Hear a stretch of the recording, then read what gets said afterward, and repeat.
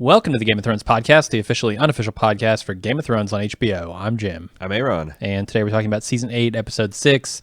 It's the series finale. Aaron, we've seen it a couple times now. What do you think? It really doesn't feel real to me that Game of Thrones is over. And I think part of the unreality is just how successfully the show subverted my expectations. Not necessarily in a good way. Like I'd spent so much time, especially in these last 2 years, thinking about how this thing was going to go down and what kind of form it was going to take and like different ways it could go. I had various stages, kind of like fear and uncertainty and dread about like, oh boy, this last season was kind of shaky in parts, but I really, I had bedrock faith in the core creative team.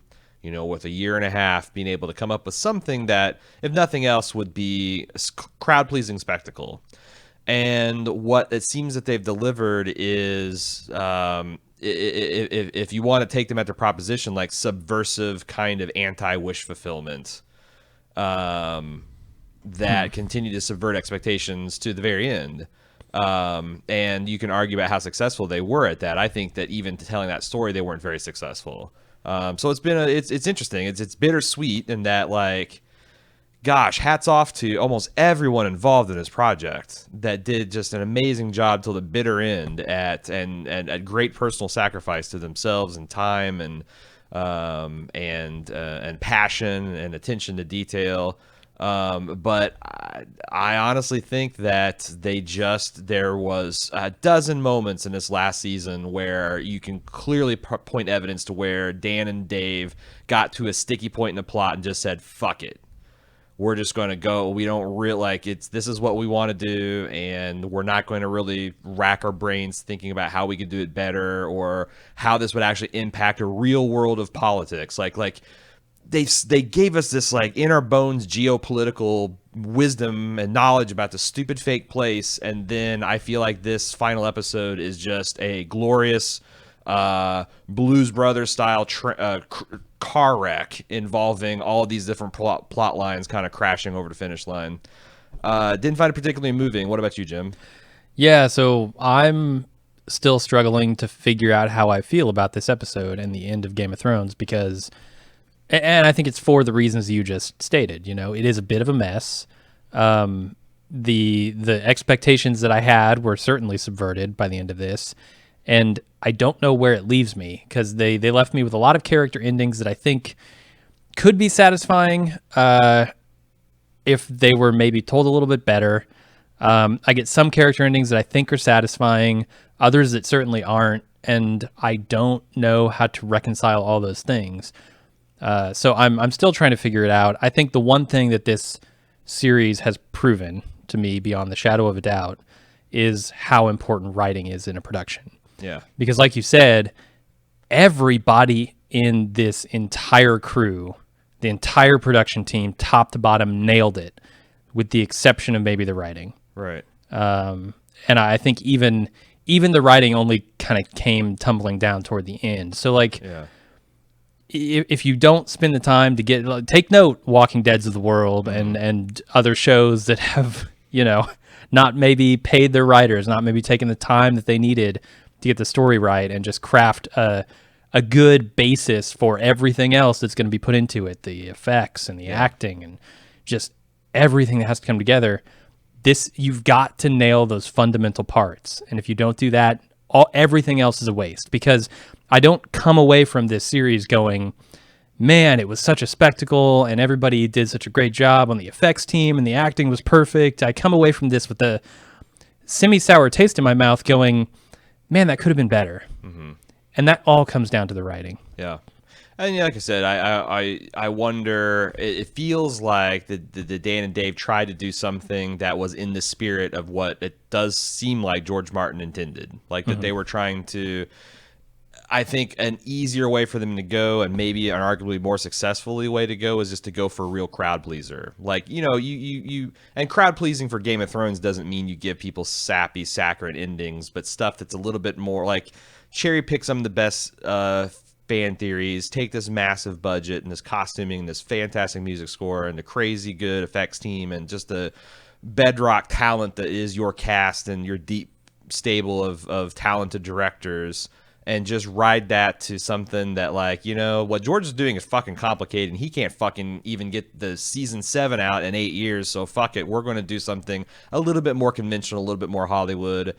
But, you know, I know there's a lot of people that are fans of this season. I don't know about a lot, but like, as you said 2 weeks ago, the early reviews are in, and they are very mixed, and the people that don't like it really don't like it. And I think even the people that like it are more of a qualified, well, you know, it was definitely foreshadowed, and this is definitely a thing that Danny could do, and this is stuff that like I said, I don't want to get in that argument, because I don't think it's an argument I would win. Thematically, lots of good things you could talk about, but when you're kind of picking a fight with your audience, which is what they're doing in this last season of Game of Thrones, I think you got to at least expect some kind of resistance.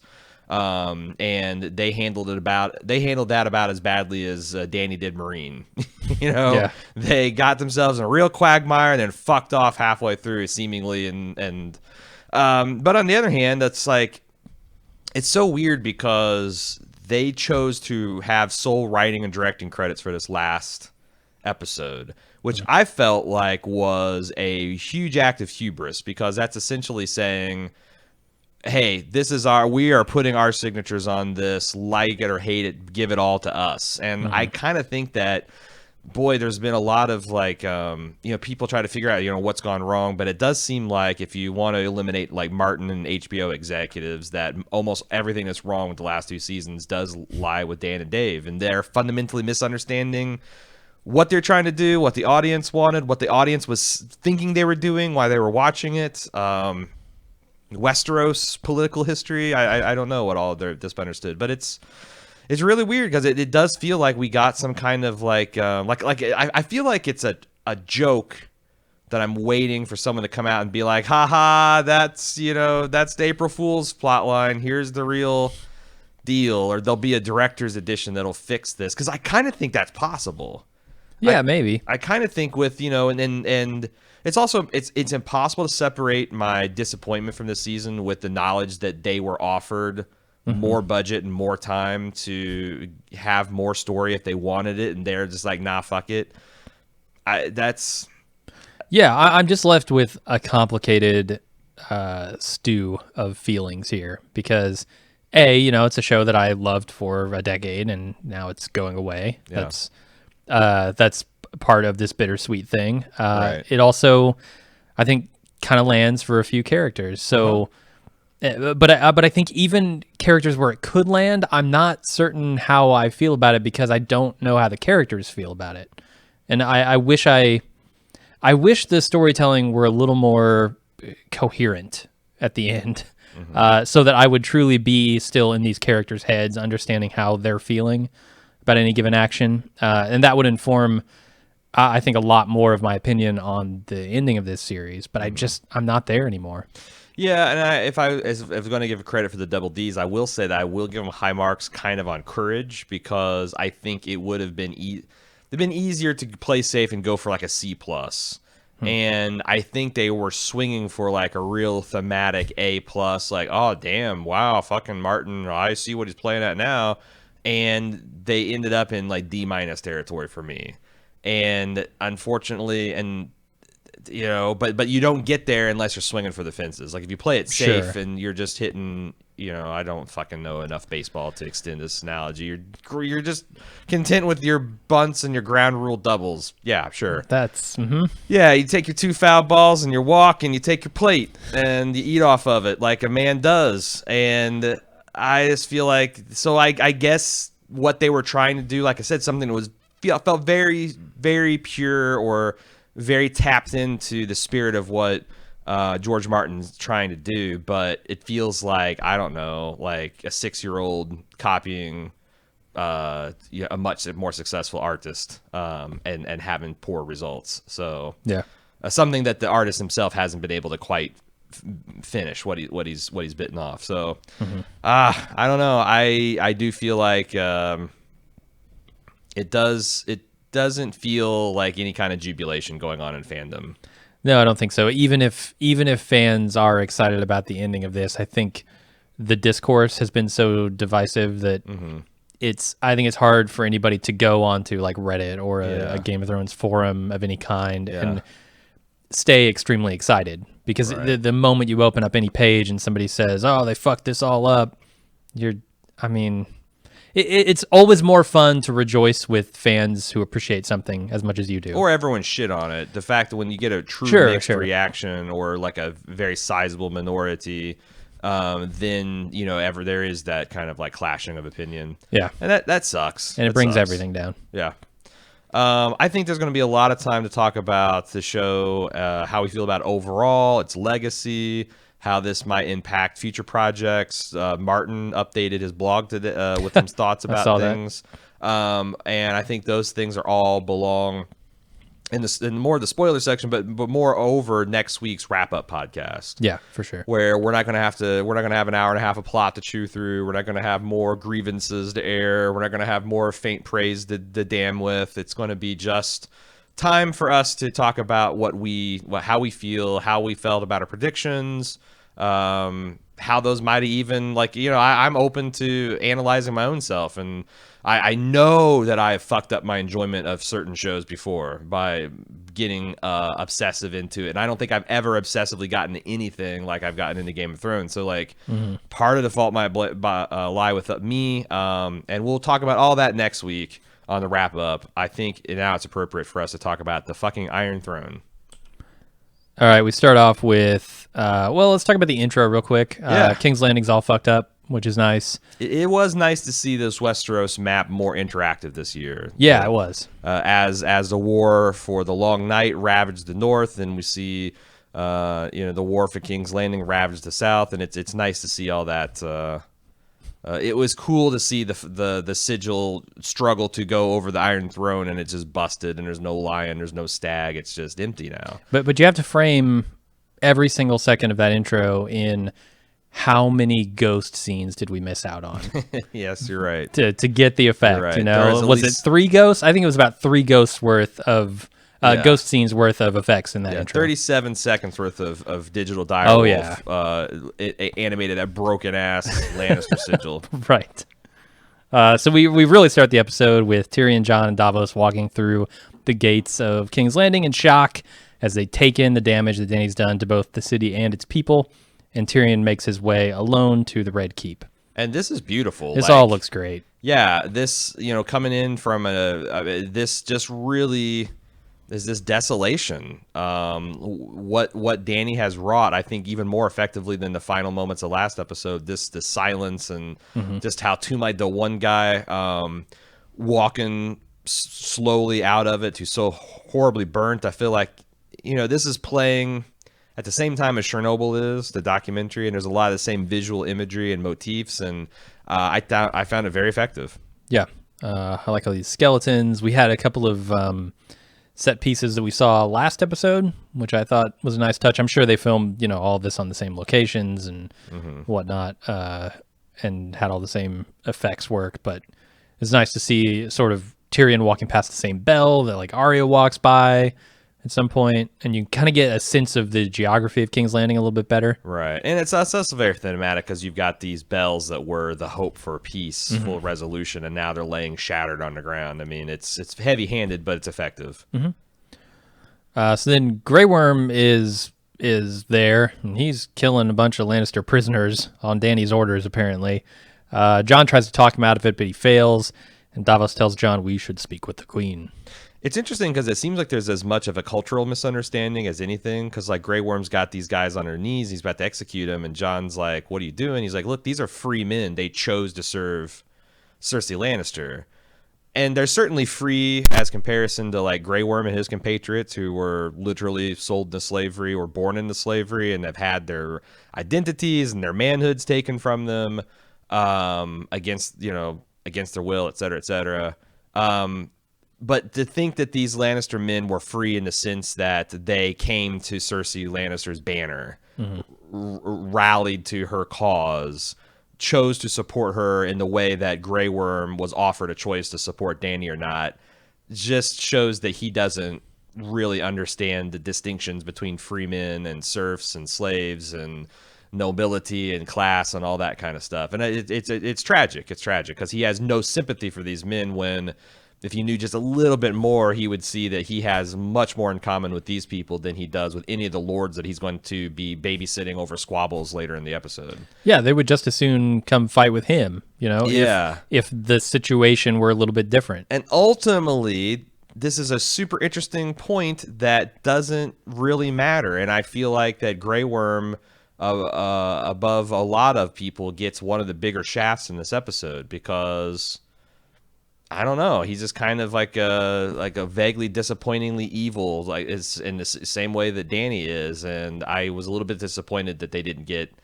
a better send off than all of the Unsullied are going to go off and follow Grey Worm in his crusade to honor the dead memory of his loved one.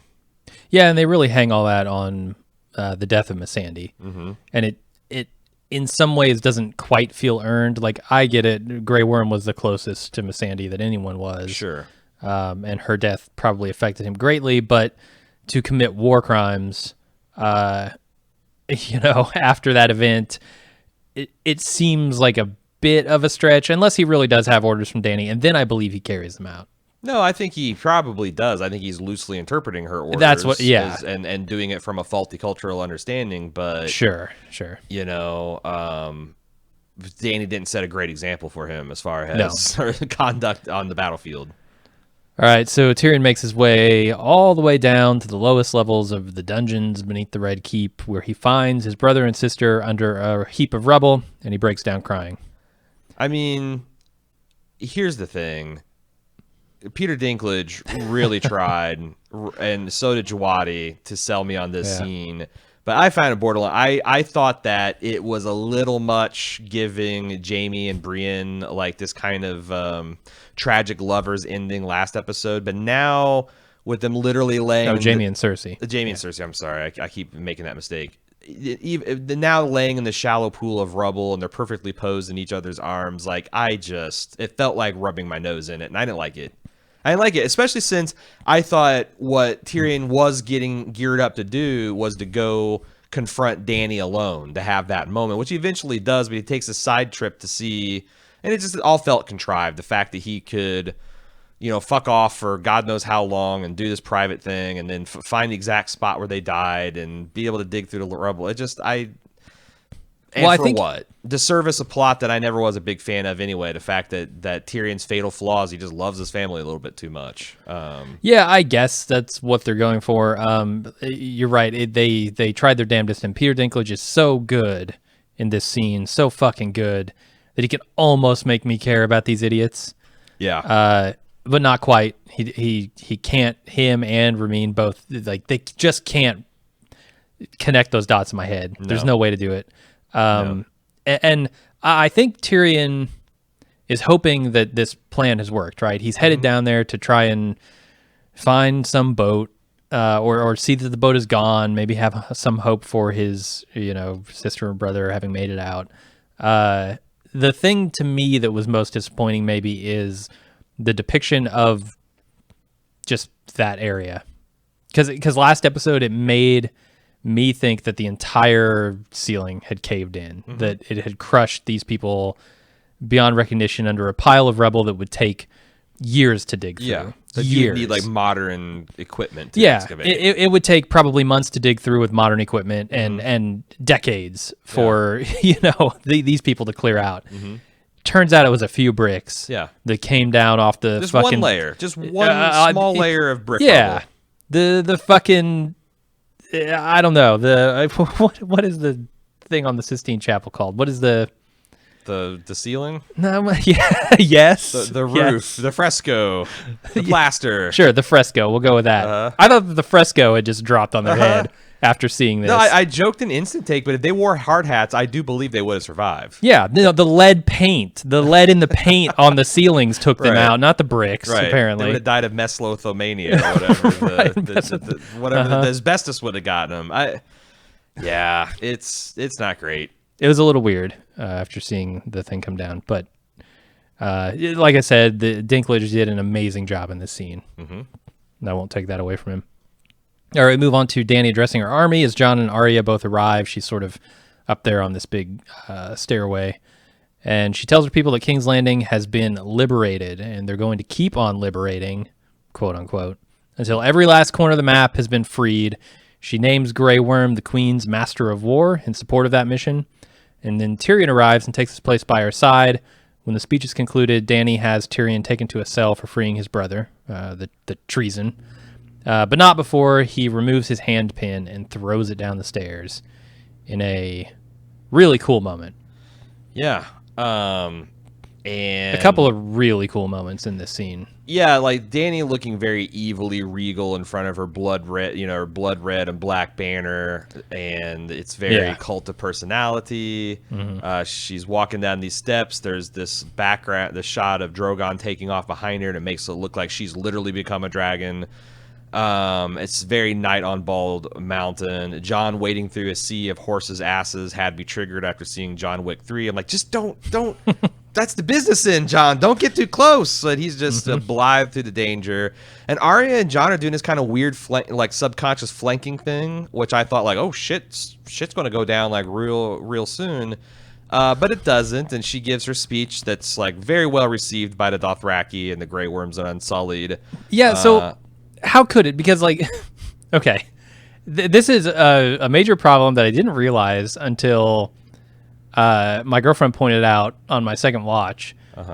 Arya and Jon have no fucking idea what she's saying. Right. They might hear the word, excuse me, they might hear the word Winterfell in there and go, interesting. She said something about Winterfell, but they got no fucking clue what she's talking about. I think they know that she's using her big angry words, and they're not, and the Unsullied and Dothraki are cheering after this. This isn't like, whew, boy, that escalated fast. You killed a man with a trident, Grey Worm. Holy shit, this was like triumphant. Look what we did, and we're going to do more of it.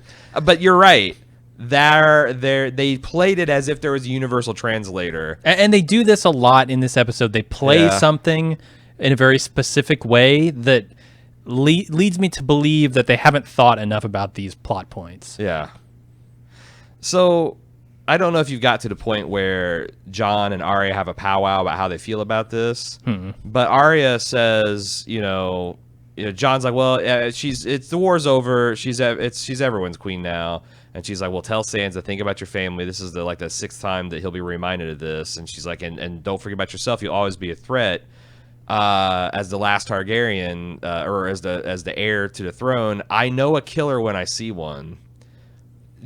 Jim, defend that dialogue. Arya is saying this about a person that we've all just seen burn hundreds of thousands of people without any kind of provocation that you could defend. I know a killer when I see one. I mean, yeah, but it's like if I was sitting in front of a computer that was literally on fire and I was telling someone that I was working on their behalf, like, you know what?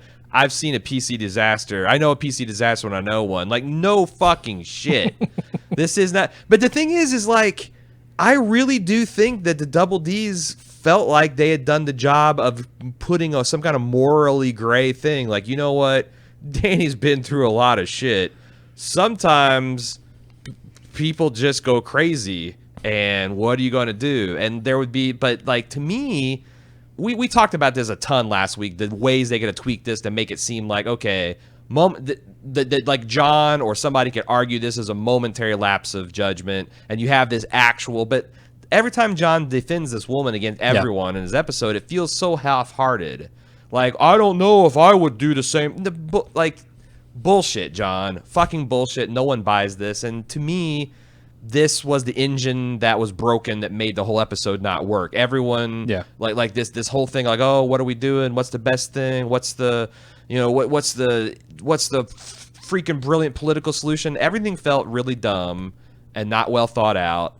And the episode needed for that all to be true. There needed to be actual debate, and there needed to be shades of gray and nuance. Like, like, what do we learn from Ned and his kind of simple-minded approach to politics?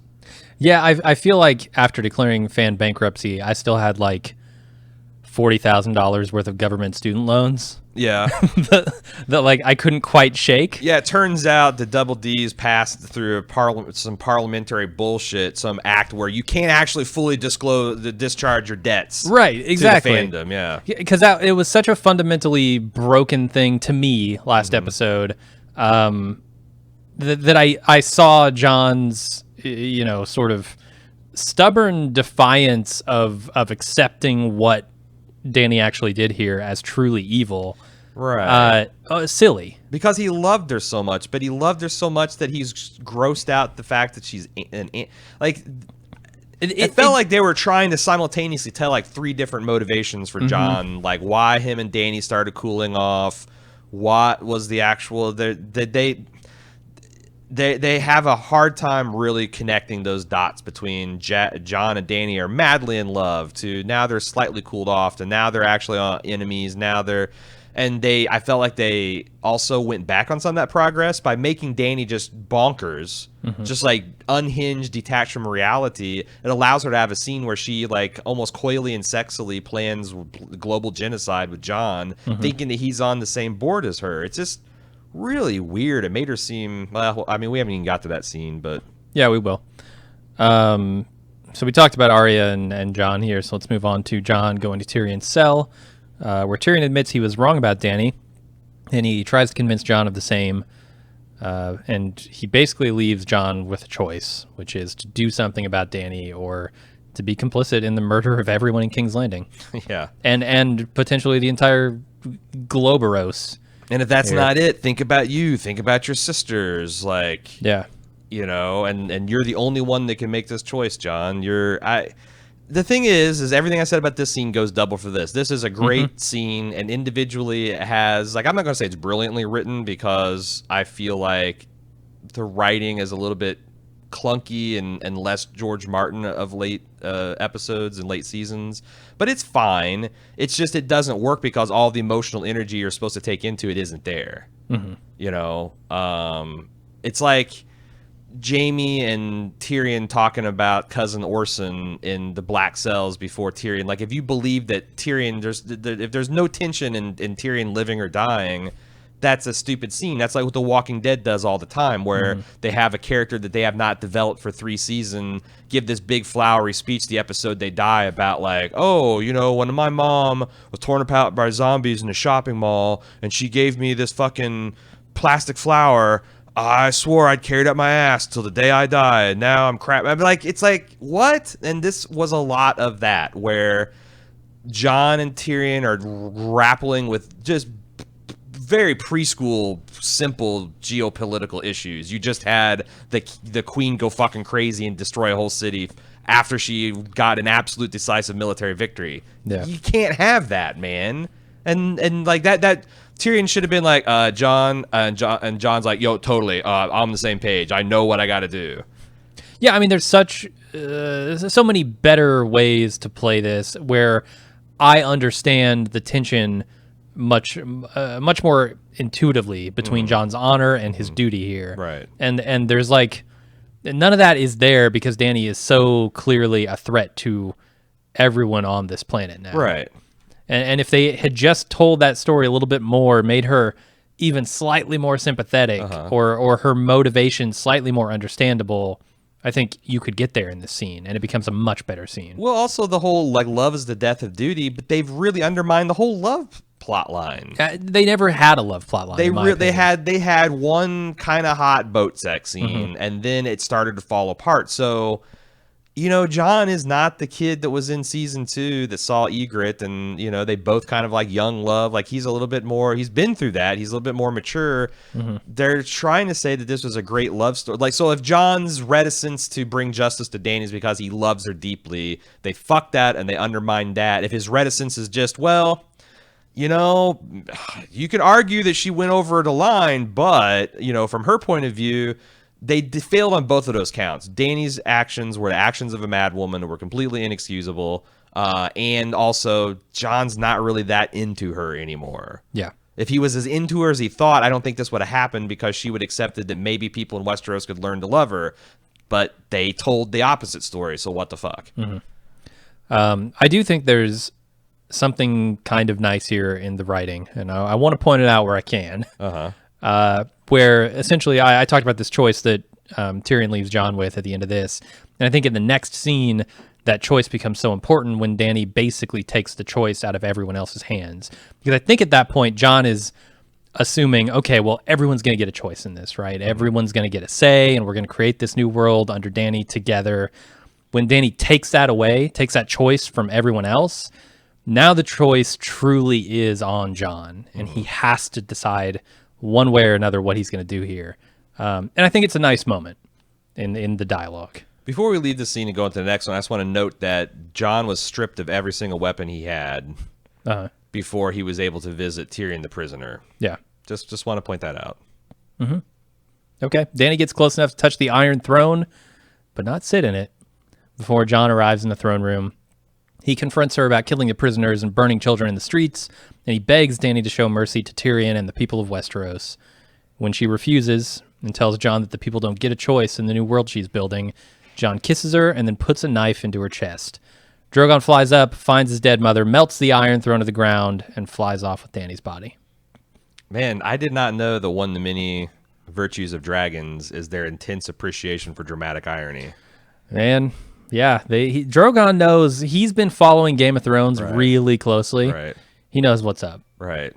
Yeah, Drogon reads his local newspaper. He keeps up on current events. He's read Fire and Blood. He knows where all the problems lay, you stupid, foolish fucking humans. He's read Gods of Thrones. Right. He's seen Dragonheart, and he knows that dragons' chief responsibility is to try to mold people into the shape of heroes. Actually, he was just hungry. He was hoping the throne would turn to ash, and he could eat it. He could gobble it up. You know what? Actually, dragons have precognition, and he knew Bran was going to be the king, and he was making it ADA compliant. Oh yeah, just make space. It's gonna it's like what, someone going to carry him and put him on the iron thing? He's just going to wheel up, and now he's on the iron puddle, and he's good. He's ready to go. The iron puddle, yeah, I like it. So I guess Drogon is the only bodyguard Dany needs for the entire Red Keep. Like, she is alone in the entire Red Keep, and and Jon comes in full battle gear. Whatever. Yeah, I didn't have a problem with Jon having weapons here. I don't, like I said, they just made it a whole point to like disarm him before he goes to talk to Tyrion, but he goes to talk to Queen, and it's like Drogon gives him a sniff. Yeah, he's cool. And he goes back to sleep. I thought that was a really cool moment, like Drogon waking up from this rubble, and that's worth like 8 ghost scenes, and appropriately so. Like, if this episode was not very confusing and made me feel kind of bad as a fan, I would be all about it. But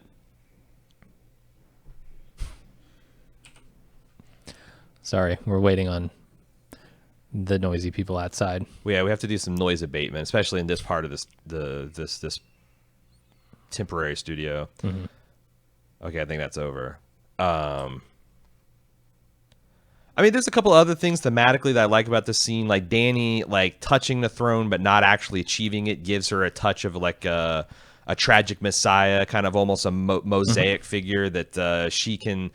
She because of a transgression at the threshold, she's going to be able to glimpse the promised land, but not actually. It's not something that she secured for herself. It's something she secured for worthier people. But and there was no even attempt to have her be like, I know I let you down and I can't believe I did that. But it's just, I couldn't there was no attempt. It's just, she was in full on sociopath mode, just sing-song. Yeah.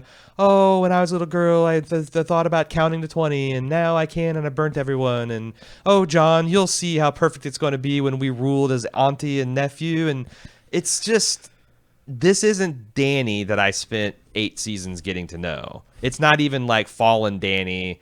It's just crazy town Dany, and that's the story they wanted to tell. But I think it's a bad version of the story they wanted to tell. Yeah, and as far as like plot points go, I think this is a satisfying ending for this relationship. I mean, it's a Song of Ice and Fire. These are kind of the two big players in this Game of Thrones. I think if they had not bungled the execution, this moment hits really hard. But It's really good. I think that Drogon psychically knowing that Dany's dead and then coming and glaring at Jon and burning the Iron Throne is something that works only on the most operatic, overly wrought level, and that the fact that they went for this in the episode they're actually telling, I thought was like, wow. It was, I thought, like, kind of cover your eyes bad. Just like, because again, this came from like this. Why the fuck would he like? They could have had him just destroy, like in his rage and grief, just thrashing around, destroy the throne room, and the Iron Throne incidentally gets flung into the Narrow Sea. But for him to just deliberately and purposefully burn this thing down, like I said, it works kind of sorta that like, oh, the first Targaryen conqueror made this thing, and the last Targaryen conqueror's dragon destroys the thing.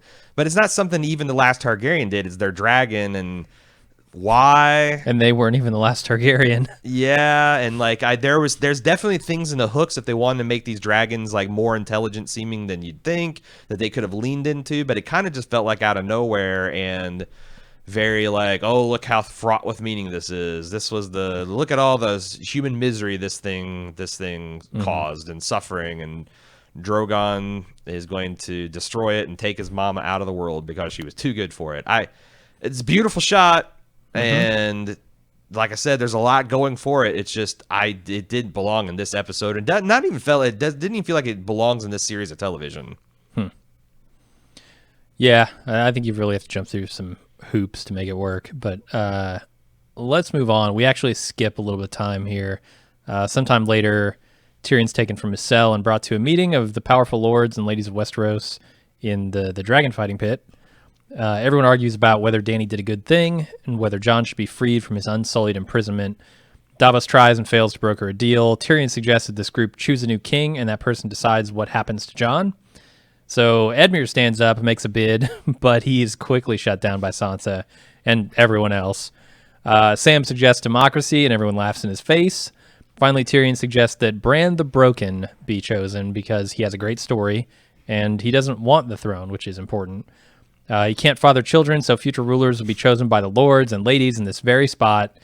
Everyone, including Bran, agrees. Sansa insists that the North will remain independent, and the newly appointed King Bran agrees, and then he appoints Tyrion as Hand of the King. Grey Worm's super pissed and has one final demand.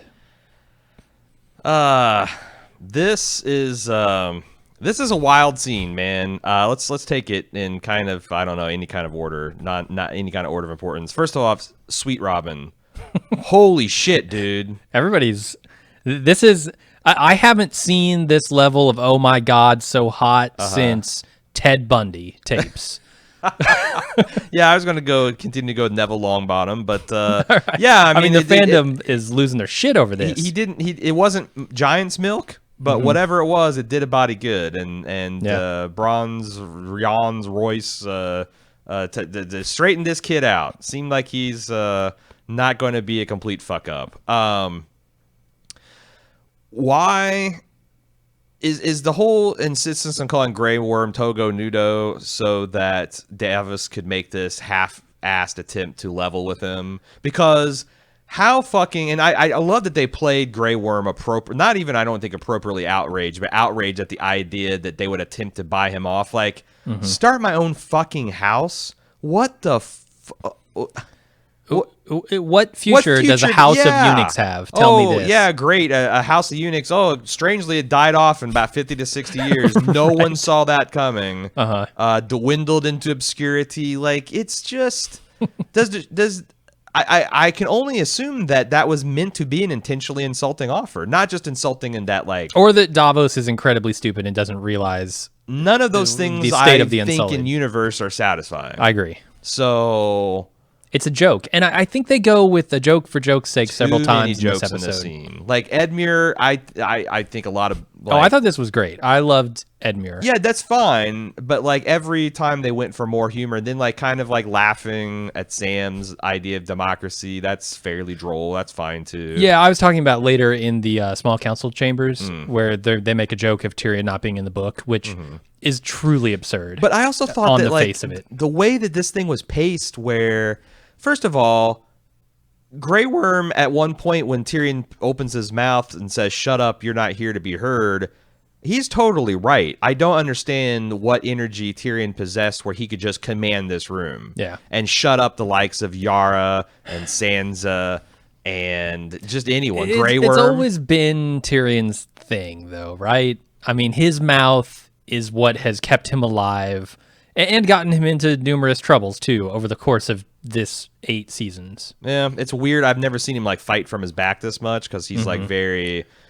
cringing and soft spoken, and but I thought, I don't know, I thought it was a little bit weird that everyone is kind of. Also, I thought some other instances of weak writing is very weird, and I know we've talked about this a couple times in later seasons, and I've always said, well, it's not the worst thing about the show, but it's the final last episode. I'm gonna nitpick a bit.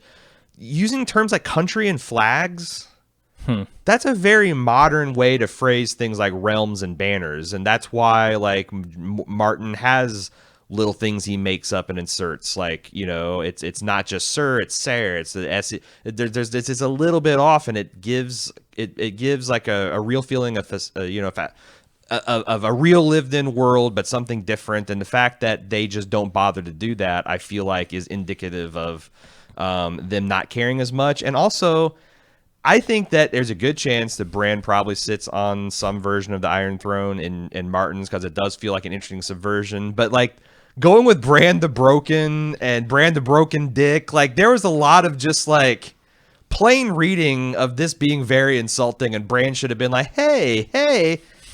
And also plain reading Bran of the doesn't scene, get insulted.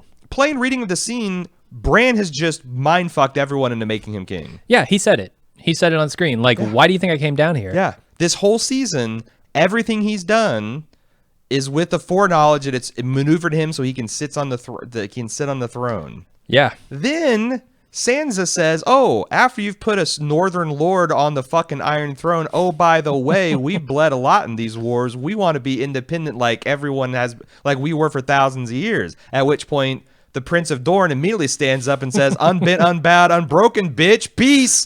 They're gone. Yara's like, "Oh, right. I was promised an independent kingdom at the start of all this. I'll take yoink my independence." And now he's the fucking lord of the 4 kingdoms. Oh no, it's 3. Oh no, it's 2. I think he's going to be able to maintain the crown lands. That's it. Like, well, is this Game of Thrones or not, man? Yeah. Come on. I'm with you. It's so stupid. The compromise should have come from both sides. It should have been Jon having to do something to compromise with Grey Worm here, but also Sansa. I mean, you can't have a free north and also 6 other kingdoms under one rule. Right. And I'm not even getting to like some of the other stuff, like the fact that it's kind of ridiculous that like, hey, we'll just show up here and we'll elect a leader every time someone dies. Like, that feels like I don't know. I mean, it's what the Catholic Church does. It's a lot. I mean, you can do it. I'm just saying that like there was no geopolitical development that made it seem like the Lords will ever stop squabbling, and the situation on the table should have gone down exactly like I just said it. I can't think of a compelling reason that everybody would just go along with this, other than if you have a dark interpretation, everyone's essentially sharpened their knives under the table and be like, okay, sure, yeah, Bran, all right, you can sit here, and we'll see what happens when we get back to Eyrie and we get back to Sunspear.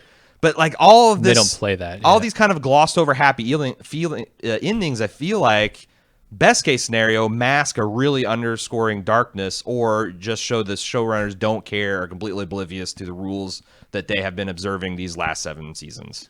So yeah, I thought it was sort of strange that Jon was a prisoner in this moment, and but Tyrion's not. They do like a second small time jump, or they do a time jump here, which allows them to sort of get out of having to write a logical reason that Jon wouldn't just be murdered on the spot. Right. When they find out he killed the queen. Right. Grey Worm, I have a hard time believing Grey Worm would take this man prisoner.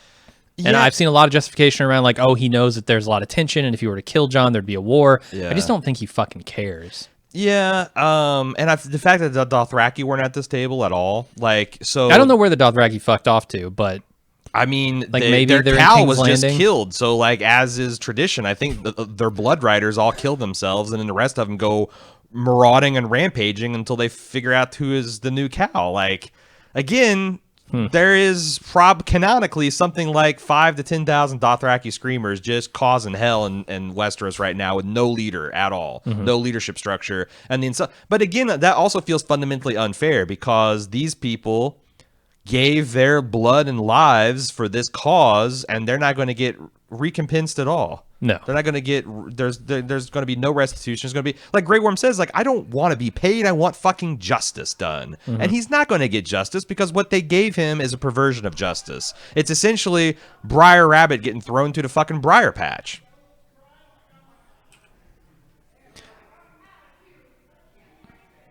Can you guys hear that? You can probably hear that. It's probably faint. I'm sure if we talked over it, but in the recording when I boost the volume, you can hear it. It's what he clearly wanted to happen in absence of all other things. He wanted to go up to the true north and live his life as a Northman. And now he's not even going to be the Lord Commander of the Night's Watch. He's going to dip out on that and live his life. And that sucks for Grey Worm. Yeah, but I don't care. Yeah, I hate Grey Worm. Grey Worm's a villain. But you should, right? You should. Like, this faction should be something whose political interest Grey Worm weighed should carefully care. Against other. Yeah, right. Yeah, Grey Worm should care. I don't care, and I'm actually kind of like, fuck you, Grey Worm. I'm happy Jon got sort of what he wanted at the end of this thing. But then don't act like there's war in the offing between, like, if we don't do this Jon thing just straight up, like, why? I also wonder, like, why the fuck would Grey Worm ever agree to this? Like, so he's going to get his old job and his old position back, and his, like, that all just felt like Grey Worm's like, you know what, fuck this, whatever. Dany's not around, we're going to Noth. You know, it felt very rushed and unearned. All right, let's move on to. Well, no, hold on. Let's talk about Sansa and Broken Bran, Bran the Broken. They must have had some really awkward conversations when Bran was very young, right? Like, Sansa, I'm just going to take Sansa at her word here, and she would know maybe best of anyone that Bran can't have children. That it implies, like, that they've discussed his erections. Yeah. Or that at least old Nan or old Nan or whatever her name was discussed the erections with Sansa, or maybe Catelyn did at some point. There has definitely been a discussion of Bran's boner around Sansa. They had some girls talk with Mira when she's like, you know, it's not like I didn't try on this. He's just There's not nothing happening down there. Nothing's happening. There's signals being sent, none are being received. Because I think Sansa's taken a lot of shit for assuming, but we're assuming that she's assuming. You're right. I'm going to assume that she knows, and that there were weird conversations. Right. No, I don't. And also, like, I think. I don't want to labor the point, but, like, this makes Bran a fundamentally diabolical character because this puts in a whole different. You go back and think of some of his interactions, like 2 episodes ago when Jon looks to him for guidance about telling his secret, and he's like, "The choice is yours." What a fucking asshole move! If you do this thing, you will cause your queen to go crazy and kill somewhere between 100,000 and 1 million people, and I'll be on the throne. And if you don't, then maybe we get a conventional, you know, bittersweet, happy ending Game of Thrones. But, like, he absolutely, there's a little story of him knowing that was going to happen. And his I have no desire to be Lord of Winterfell. Yeah, because you had your eyes on the fucking prize, dude. Like, Brandon Stark is low-key the best Game of Thrones player of all times, which... you would expect since he has the sum total of human knowledge. Yeah. So, like, how is anyone going to outplay him? For sure. Is he going to make a good king? I don't know. All right, Tyrion goes to Jon and tells him that Bran's decided to send him to the Night's Watch in order to broker peace with the Unsullied. Jon's tortured by the choice that he had to make to kill Dany. And Tyrion says, just give it time. Give it time, it'll be fine. Jon's still tortured by this. Is tough for me to buy. Although, I guess it's somewhat fresh. It's been probably a few weeks, 2 weeks, 3 weeks, something like that, maybe. Yeah, just judging by his, like, level of dishevelment. I do think, I forgot to talk about this in the scene, but I also thought that the moment of Jon stabbing Dany was handled fairly poorly. Like, she died not knowing why, I think, and without any kind of comment or complaint or anything. Like, she just is almost like a weird mercy killing, and I don't know what I was expecting, but it felt very anticlimactic, especially combined with the time jump. So anyway, Okay. have to ask us again in 10 years to see how we're feeling, Jim. Yeah. A lot of people are speculating that there was some premeditation in sending Jon to the wall, and Jon simply abandoning his post. I don't think any of that is true because of this scene. I don't know why Tyrion, if the Night's Watch is a joke that doesn't exist anymore and they're trying to pull a fast one on Grey Worm, comes to Jon in such a serious tone and says, "We're sending you to the Night's Watch." No, it just shows that Jon is probably cavalier about keeping his promises, which actually At this I point, buy as a character development. Like, yes. yeah, like look at this. Fuck this. I'll do whatever I want. I think- I've sacrificed enough. Is it weird to say that Jon has grown beyond this strict adherence to honor Yeah. and loyalty that his father showed? It would be interesting to see this Jon play the last 2 seasons, because Yeah. I agree. I do think that they did a very poor job of framing why the Night's Watch exists. It does seem like it was just like, okay, wildlings, get on back on your side of the wall. Now, like we're like, it's Jurassic Park. We've caught all the velociraptors and we're turning the electric fences on. Get back to your fucking padlocks. It's just, I thought that was very weird. It was a valid question in universe. There's still a fucking Night's Watch and they don't. Yeah, there's just a Night's Watch. There's just a Night's Watch. And I think you're right. That institution would survive, but it would have to have a different mandate. And it would no longer be called the Night's Watch. And why do they have to live on the fucking wall? Why is just like, I don't know. Shouldn't that wall start immediately being mined for fucking iced wine and King's Landing? Dorne would pay a hell of a lot of money for that iced wine. Yeah, Braun brand ice wine, and he can get his beak wet a little bit in that deal. That again, not a big point, but something disappointing that we found so many people asking, what's a Night Watch going to look like? Why would there be a Night's Watch? We got an answer. There is a Night's Watch. Why? No one cares. Penal colony. It's a penal colony. It's Australia, as best we can tell. Yeah. Yeah, it's like opposite Australia. It's cold instead of hot. There's no poisonous creatures that we know of. Nope. It's more like New Zealand, I guess. I don't know. I've seen some pretty fucked up shit in Brain Dead. Yeah? In New Zealand. Yeah, they have these crazy rats that bite you and turn you into a zombie. At Castle Blacktop, Molestown. All right. So Jon's escorted to the docks where he gets mean mugged by Grey Worm, who's about to set sail for Noth. Kevin C. wrote us in some book in universe knowledge. The World of Ice and Fire states that anyone not born from Noth can't survive there due to a disease called butterfly sickness. It said anyone staying for more than a day or so will die a horrible, slow death from this disease. It's believed to be carried by the butterflies living on the island. Grey Worm's in for a rude awakening when he arrives at his love's island paradise and realizes that most of his people, including himself, aren't immune and start dropping like flies.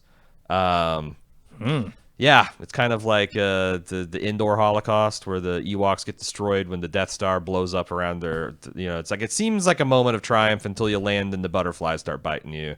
But yeah, that's an actual very real thing. I don't think the Double Ds give a shit about it, and I don't think that makes it adds a grim chuckle to our kind of discontent with the series as a whole. But like, in the grand scheme of things, Only for book readers. it's only for book readers. Yeah.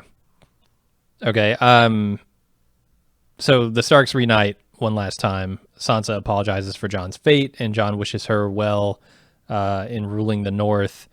Arya tells him that she's going to set sail for west of Westeros, whatever that may be. Westeros. Jon apologizes for not being there when Bran needed him, but says Bran says he was exactly where he needed to be to make me king. And then Jon leaves. Thanks for that, cuz. Yeah.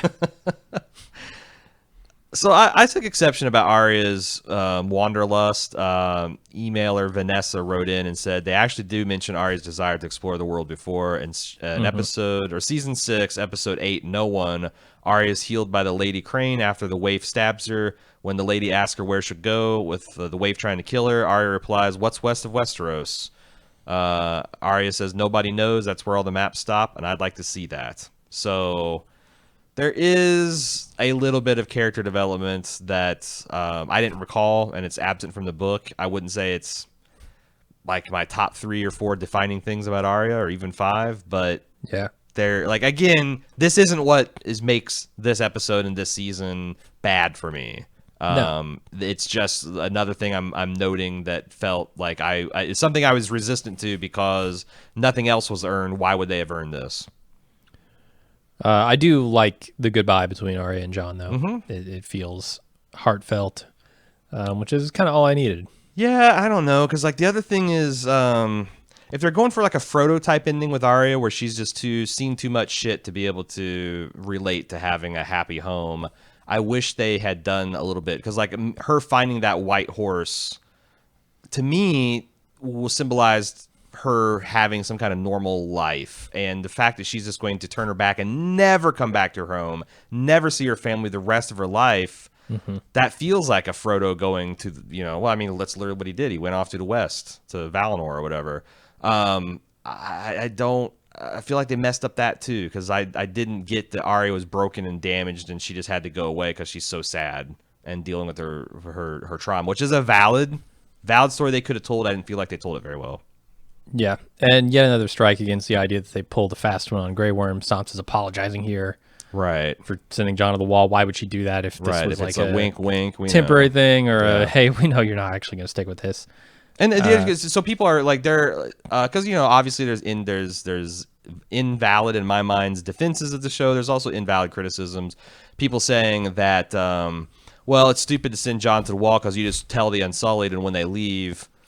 I mean, this is wrong. Yeah. Yeah, like like no one will ever hear that this rumored Aegon Targaryen that everybody knows about actually didn't go to the wall, and he didn't renounce his titles and land, so he's still a chess piece on the board. Like, that would get across to Nath eventually, and then the Unsullied sail for war. They're all going to be dead from butterfly sickness. That's true. And within like 2 days. Yeah, wait until that happens, and then. But the bigger stopper here is Yara and the other lords who were like, no, fuck you. Jon killed our queen. Dany's a hero, and we want justice as well. Which that played for me because none of them were there. But yeah, I do think that like had they had been slightly more moral ambiguity,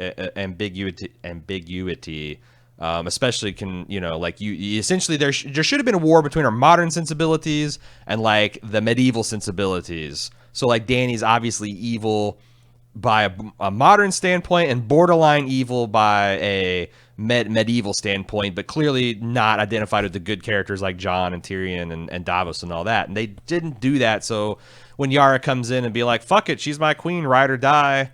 Okay, fine. You weren't there. But also look around you. Holy shit. I mean, I guess you're Iron Islander. You're kind of all about to raping and reaving, but really? This is what you guys would do? All right, Brienne finishes Jaime's page in the White Book, I guess is what this is called. Yep. She is remarkably kind to Jaime. And that felt I don't like the way this went down, but this felt true to what Brienne would actually do. And there's a lot of funny takes about Brienne's burn book and people having fun with things that she might have written in it, but this is what I think Brienne would do in this situation. She'd be very classy, and she'd try to find the nobility in Jaime's character, even as it tore her heart out. And I'm trying to figure out if it's because she still has affection for Jaime, despite the. Seems like it. Seems like there was a lump the size of King's Landing in her throat when she was writing that last passage. Yeah, and I think that also, like, man, the better version of this story is Jaime going back to try to stop the queen and ended up dying futilely, and then. You've got, I think, I don't know. Yeah, I mean, I'm not going to say that this is terrible, and I just think that, yeah, it is, because it betrayed. Yeah, no, it's fucked up. Maybe Brienne read Jaime's "I'm hateful" as well, the same way we did as an audience. It's like a piteous kind of, or so. Oh, you're saying that, that he was going to go actually back and kill her. So her headcanon is he did die, and now she's writing what she thinks is a lie in order to like. To preserve his honor. I still think what they did to Jaime's character is horseshit, but if that is what they did, then I think this is a great and earned moment for Brienne. It's not a moment of triumph for her, but it is very true to her character. I mean, this is a bittersweet moment. Yes. I think I can put that label on it. Yeah. And she's now Lord Commander, so she's never going to be like, and she'll take that shit seriously, so she's not going to, like, Pod's going to be in the brothels. He's going to keep. He's probably classy enough, and he has enough respect for Brienne. He's going to keep it low key, and he's not going to be notorious about it. But he's going to spend his time fathering children. They might not have names, and they're not going to hold titles, but he's going to do it. Brienne, I think, is going to be true blue. So, like, I guess giving her one intense, like passionate night with a person she loved and who in the moment loved her is also kind of satisfying too. Like she got a chance to glimpse that life and she knows what she's giving up. Unlike Jaime when he joined with the Kingsguard when he was like, 14 or whatever. I that's fine. It's not the ending I wanted for her, but it's a fine ending that fits with her character. I think with a different Master of Coin, maybe Pod takes his vows more seriously. Maybe. But that's not the world we're living in. All right, Tyrion tidies up the small council chambers ahead of the meeting. Then the small council arrives. It's comprised of Bronn, who's the Master of Coin, Brienne, who's the Lord Commander of the Kingsguard, Davos, Master of Ships, and Sam as the Grand Maester. Sam presents the history of this whole show as a book called The Song of Ice and Fire, which apparently completely unrealistically, impossibly neglects Tyrion. It completely does not mention him at all. This is a bad joke. This is a joke for a joke's sake, and it completely undermines any sense of reality that you this can world tell has. this joke, but then have Sam clearly be like, "No, I'm just fucking with Exactly. you." And then the joke is Tyrion's vanity, Yeah. his false modesty about like, "Oh, I hope," everything about that joke, but like to commit to the fact that like, no, Sam. How is this guy left out? It makes the Maester who wrote this book look like a complete fucking idiot. Yeah, like if this because was like Tyrion a trade is instrumental in Right. so many actions Right. that led up to this. And if this is just a trade paperback or like a scroll fresh off, but this is like a giant thick yeah, Game of Thrones sized book, and like the fact that Tyrion, I mean, Jesus Christ, that he was hand of the king. he killed the Hand of the He King. killed his father to hand of the king. He was then hand of the opposition queen. He presumably everybody thinks he killed Joffrey. Like, Yeah. he is a huge exclamation mark in any book about the history of these events. Yeah, and the fact that they would do this as a throwaway joke, when again they could do the joke, they just have to, and also that would be a nice character moment for Sam, that like he's little self-aware, he's loosening up that Maester's chain a bit, he's not so fucking literal. And they don't do it at all. Nope. Sam's tone here is completely earnest, Yep. and it does not work. He's Does not not work. really changed at all. He's not any more like self-assured or self-confident or self-possessed, even as the fucking Grand Maester. Like, oh boy. Or you could. The other thing is you could just make this joke openly about Bronn, because Bronn in his mind probably is, and that's actually a little bit more central than anyone cares to admit. Okay. But but he's always a proxy for a bigger men, right? Yeah. Like he's the cat's paw behind Jaime, Cersei, Tyrion. So all of his actions would be attributed to those people, and I think that would actually be a funny joke. Yeah. That the guy that came closest to killing a dragon before fucking Euron Greyjoy would get left out of this book. But Tyrion, come on, man. Yep. It's absurd. So Bran arrives and he immediately wargs off to find Drogon. But he doesn't. He says he's going to, and then he's wheeled out. So I guess that's what he's going to be doing in the hall. What does Bran need with the Master of Whispers? Yeah. So conspicuously there isn't one, right? Right. But does he say like, "Oh, we're missing a Master of Whispers"? Yes, he does. Yeah, He why the says, fuck would he need We one? don't have a Master of War, Master of Whispers, and Master of Laws.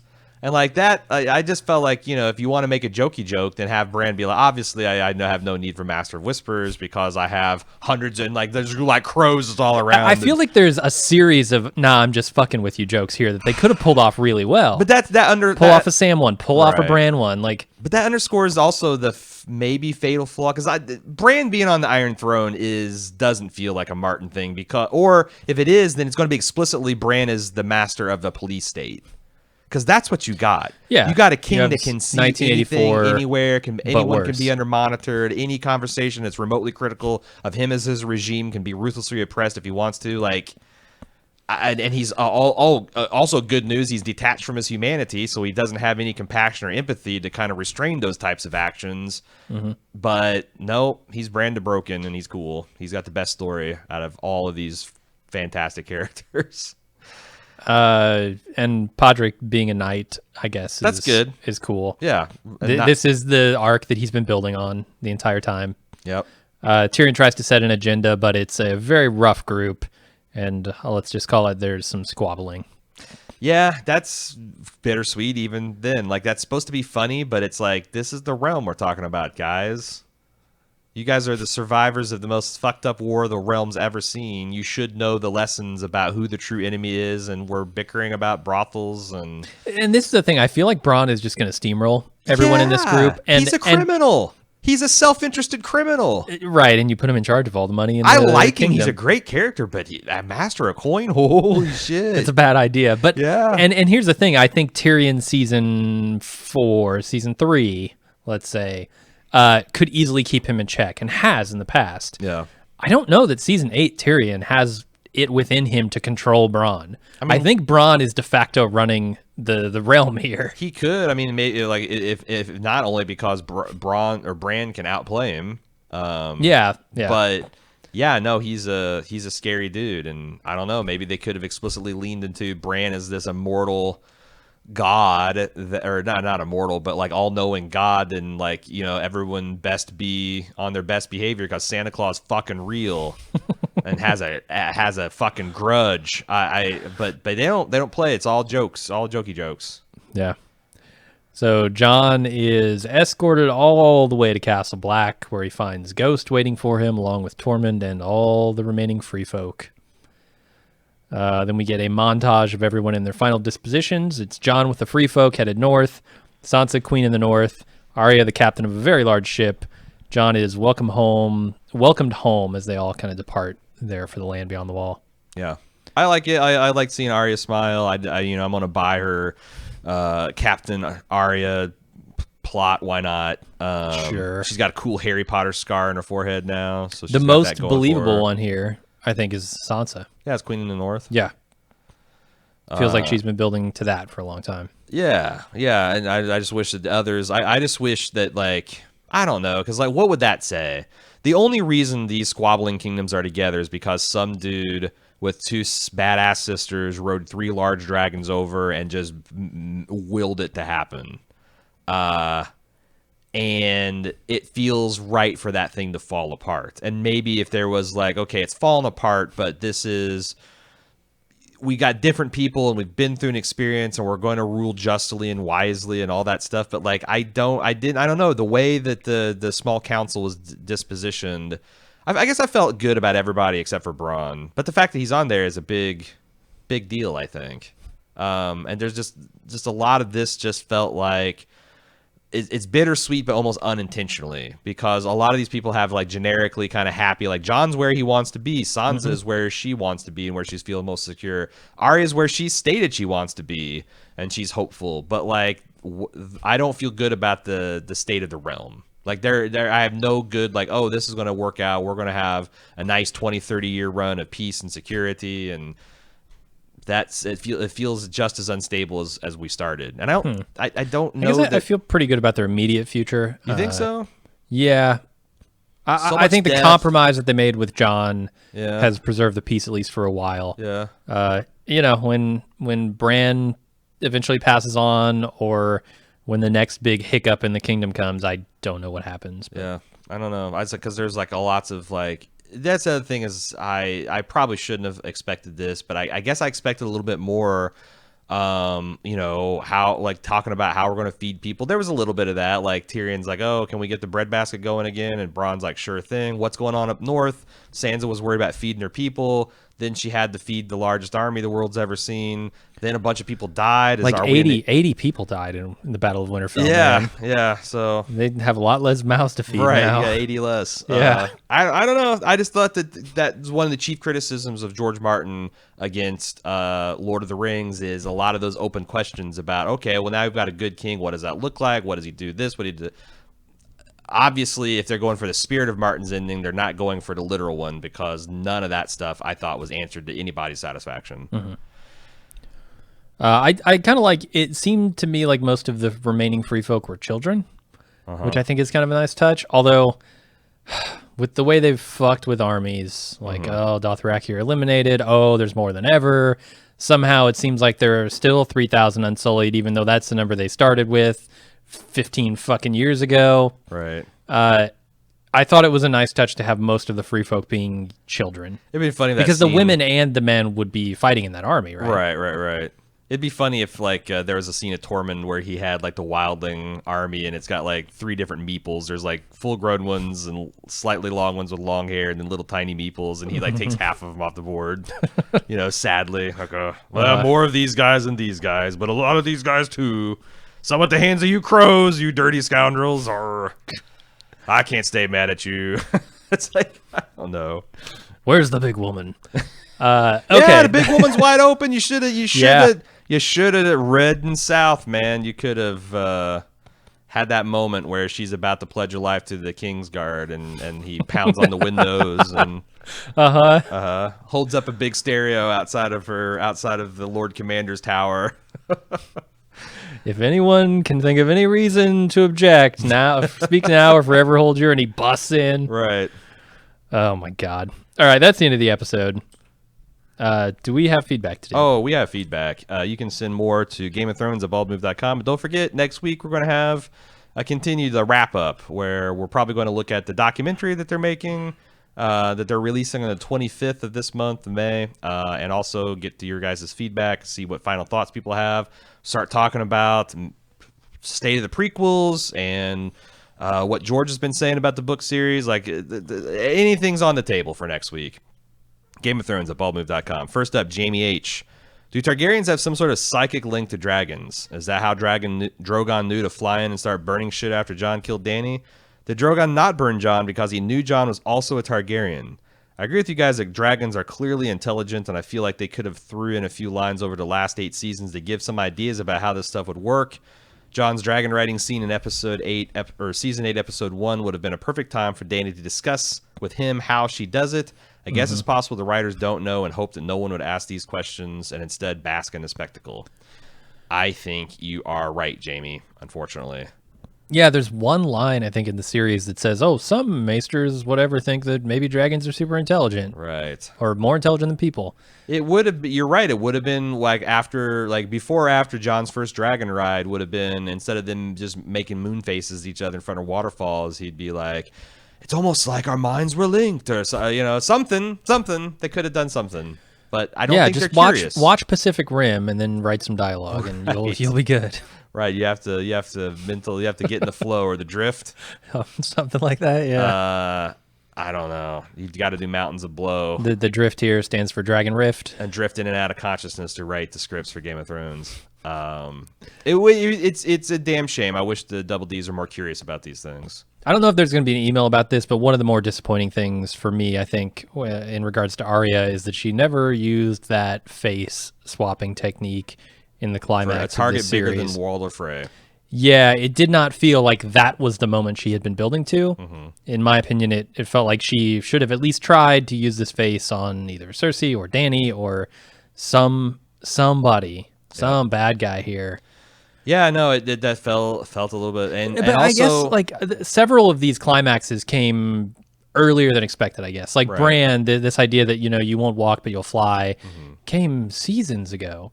Mm-hmm. Back in season 5? When did he become the three-eyed raven? Well, I mean, he got there in season 5, right? And then the Hodoring, the Hold the Door happened in season 6, so he had like a season to train, and Yeah, so I felt like that was the greater fulfillment of this prophecy. Well, and the only fulfillment. I thought there'd be something more to him. I thought there'd be something more to Arya's training. I think that's a key frustration, is that the show itself didn't know that we talked to Kim Renfro, and she said, there's an interview where the Double D said, we're looking at all the pieces on the table, we're picking stuff up and see it works together.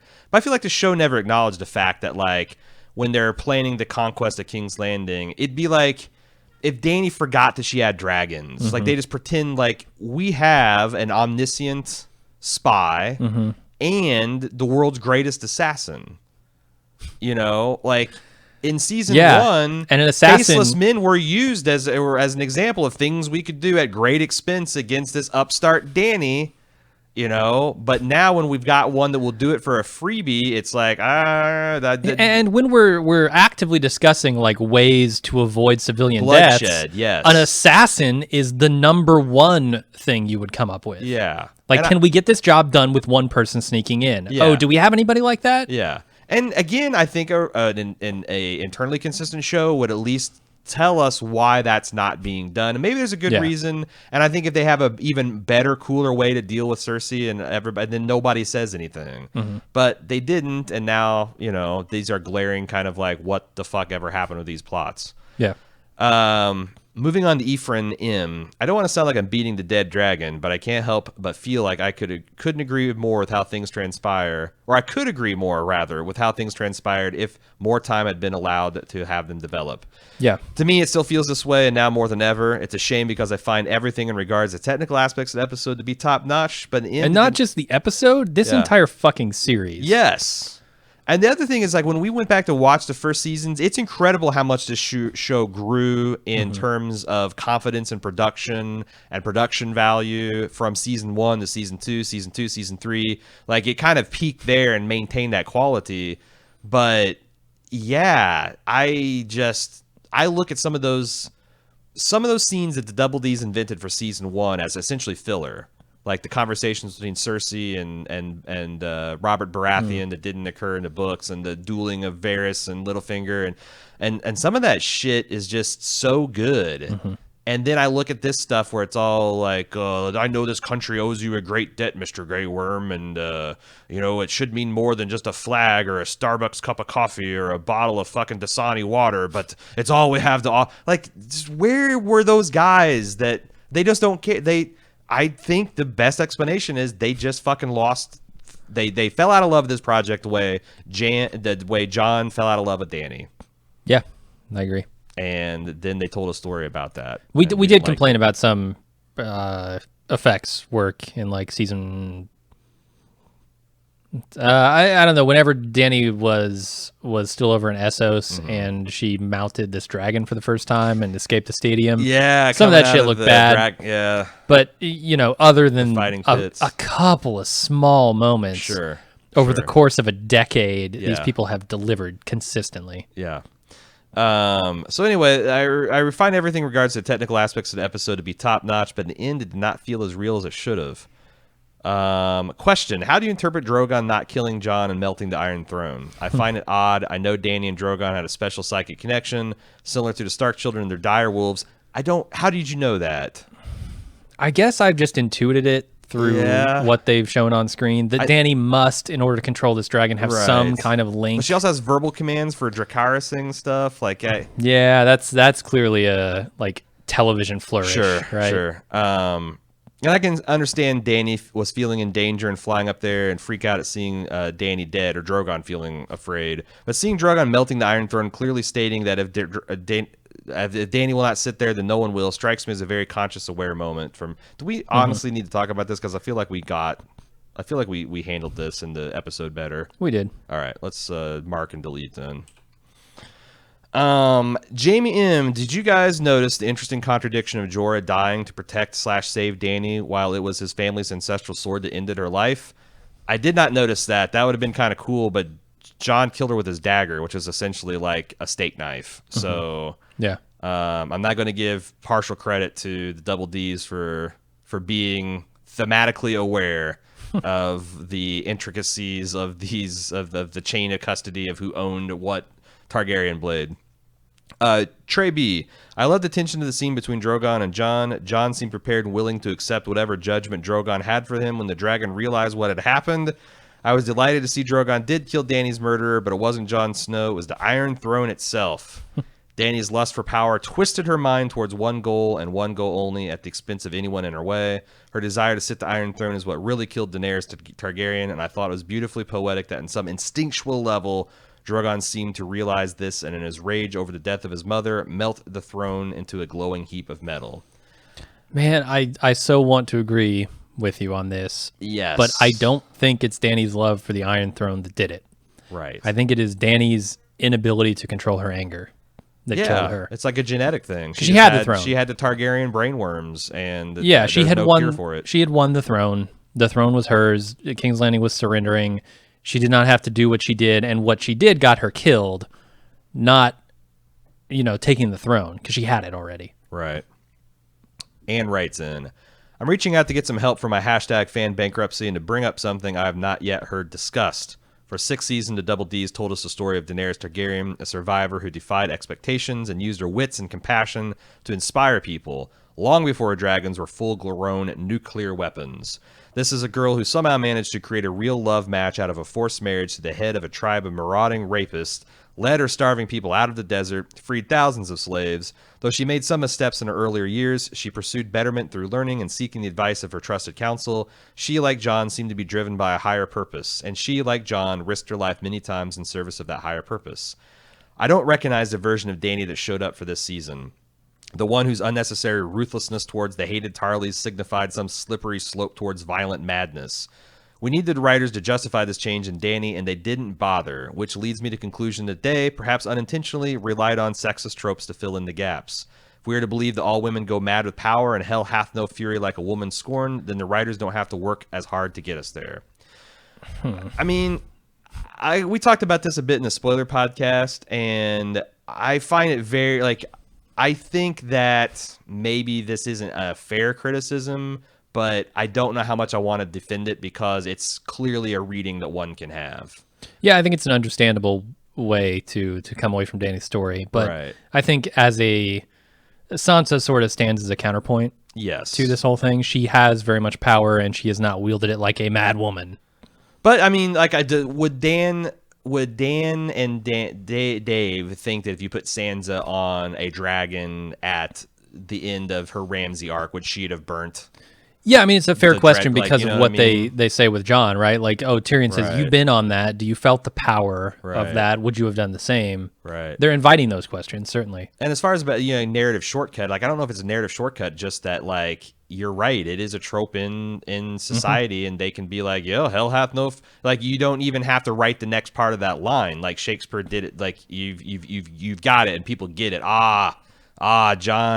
John didn't love her anymore, and she's pissed, and she lost some friends, and she had some tough times, and she's there's a little bit of that because I know there's that one pacifist gentleman that wrote us in on the spoiler edition and said, really, Dany's been doing the same thing. It's just that her targets happen to be terrible people, and I'm like, okay, but that's a definite distinction with a difference. Mm-hmm. The reason that we punish criminals and don't punish innocent people is because there's a difference between people that do evil things and people that try not to. And we also judge intent as a big part of how much you get punished in the eyes of the law.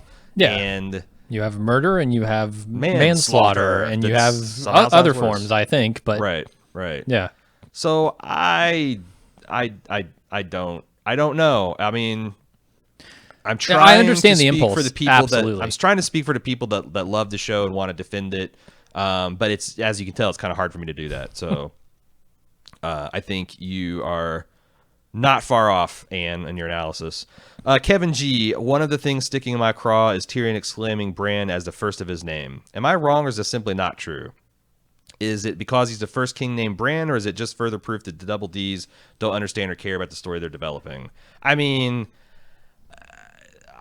this categorization, like every other human categorization, just exists because some human thought adding the first would be a good distinction on something. So is this like the first of this particular new post Baratheon period regime? Has there never been a Bran that sat on the Iron Throne before? There is no more Iron Throne. So I don't think this is evidence that the Double D is checked out. There's lots more on the screen if you care to look, but this, I don't know. Scotland, K.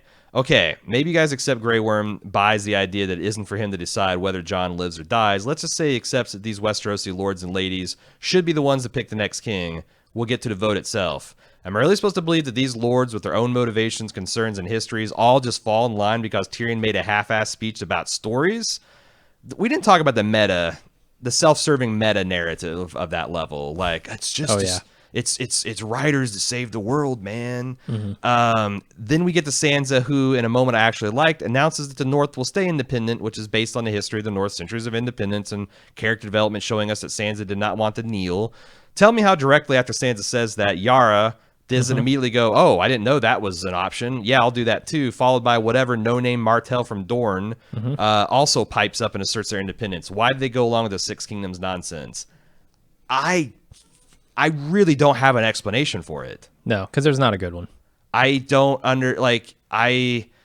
surely when the Double Ds were breaking that was something that somebody said in the room, and the decision was made. No one's going to care, or no one is. Or no one in us. this room cares. No one in this room cares. We're going off to cash And if our you checks. care, please leave the room. Yes, yeah. If you have any reason why this union shouldn't happen, shut the fuck up and sit down. Yeah. Nick C. I hated the whole decision the show made to make Bran the king. For one, Tyrion talked with Jon about how Varys was right and talked with Jon about how his decisions would have been much better than Dany. He told Jon his choices were the only thing that mattered, implying that he is the rightful king and the king the realm needed. He then doesn't even suggest Jon as a potential candidate for the king. I mean, if you buy the in-universe explanation, the Unsullied, who are probably on their own as a powerful of fighting force as any individual that's left, like they're probably equally as strong as the Dothraki and equally as strong as the Northern Army, and so they're not nothing, and they're inside the capital. If making Jon king would just have them instantly go into berserker rage mode, it might be a very short reign. So Yeah. I don't. Like I said, I don't know where the line between nitpicking is and valid criticisms are. I'm trying to let everybody find their own. This is a little over the line for me. Nix continues. Secondly, Bran turned down being Lord of Winterfell because he wasn't Bran Stark anymore, and he was a three-eyed raven. For 2 seasons now, we've seen that Bran isn't interested in meddling with the world of men. Now he conveniently agrees to become king of the Seven Kingdoms. Yep. Third, they seem to totally change Bran's personality. He actually has some tone in his voice and almost smiles leaving the small council meeting. It was all put on. Well, I mean, again, if they had more time, like, okay, Wrath of Khan, they killed Spock, and they immediately realized what a bad decision that was, brought him back and searched for Spock. You don't make Search for Spock at the end of Search for Spock king of the Federation. You don't make him president of the United Federation of fucking planets because he's a dum-dum. He's not fully put together. He's been through a traumatic experience, and the Spock that we knew and loved that maybe we actually would stump for as president of the United Federation of Planets is now Spock who doesn't even remember who his best friends are. You don't even make Spock at the end of Save the Whales president of the Federation. You make Spock at the end of maybe Undiscovered Country president of the Federation because he's Spock again, and more he's not only the old Spock we knew and loved, but he's a transformed Spock. He has all those experiences he got from the other side, and going through and they could have told that story with Bran, and they just fucking didn't. They made end of Search for Spock Bran king of Westeros when he's still fucked up and weird and can't relate to people. Yeah, you could almost have brought it around to the idea of the Starks being a pack, right? And kind of that being the force pulling him more toward his humanity. Right. If you had a long enough run for this series, Yeah. you could connect those dots. Yeah. But I don't like that they would have had to do a lot of things different. They would have had to humanize Bran. They would have had to give him some real character moments these last few seasons rather than sitting and warging in a fucking chair for a whole hour for no effect. Yeah, I want to go back and hear him every time he thanks somebody like Theon say, "Thank you, you just made me king." Right. That would be sick. Yeah, or like, "Thank you, that's why do you think I came down here?" Right. Like if every time he said like the mirror when he's acting weird, it's like, this is going to put me on the Iron Throne. Just wait. Just wait. Like, it's like, what the fuck? I don't know. Lastly, they completely You're threw right where you needed to be to make me king. you were my stepping stone. I used your face as a stepping stone to get on the Iron Puddle. Nick C continues. Lastly, and I completely agree with this criticism, they threw away Jon being a Targaryen. Why did Bran make it such a point for Sam to tell Jon he's the rightful king if nothing ever was to come from it? It seems they only used it to help push Dany over the edge. Why send Jon to the Night's Watch to satisfy the okay, we've talked about that. It does feel like Jon being a Targaryen just was a piece in Bran's puzzle to put himself on the Iron Throne. And I can't tell you how profoundly unsatisfying the prince that was promised Azor Ahai, the R plus L equals J theory. I can't tell you how big of a wet fart this is in my mind. But I think so much of that comes down to the execution of the Dany plotline. Because I think if they had really nailed that, then it becomes much more important. Yes. Because that could be what pushes her over the edge. And I get the sense that that's what they were going for. They just didn't really convey And I just like, it man, exactly right. clearly the expense in the last 2 seasons are in essentially 4 episodes. I don't understand why they couldn't film another 2 or 3 hours to make these connective things work. Because it just makes the $50 million, the $200 million you spent across 4 episodes or whatever it ended up being, money not well spent.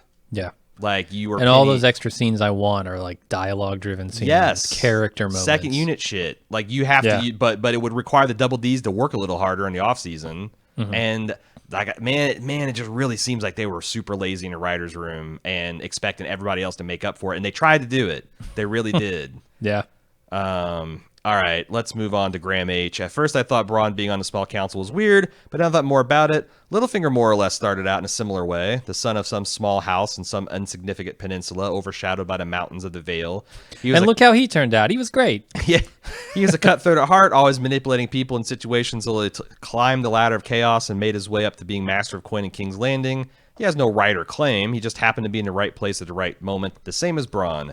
Had Bronn offered his room to some rich lord who happened to stroll into the inn at the crossroads the same time he did, he wouldn't have ended up living in the biggest castle in Westeros with the control of all the kingdom's gold in his pocket. Yeah, maybe we should have made Bronn the king. He's close to sounding like Bran, and he's got, like, the way you describe it, Graham, hard to argue that he doesn't have the best story in all of Westeros. Because It's a pretty good story. Bran was the Lord Paramount of one of the 7 kingdoms. Yeah, he started off with the silver He was spoon. in line for that anyway. So, like, come on. Bronn, on the other hand, I mean, look at this. Look at this climb he's made. Jessica G. While I'm happy for Brienne to have earned the position of Kingsguard commander, the scene of her writing Jaime's deeds into the book would have been so much more emotional had the writers not completely destroyed Jaime's character arc and his relationship with Brienne.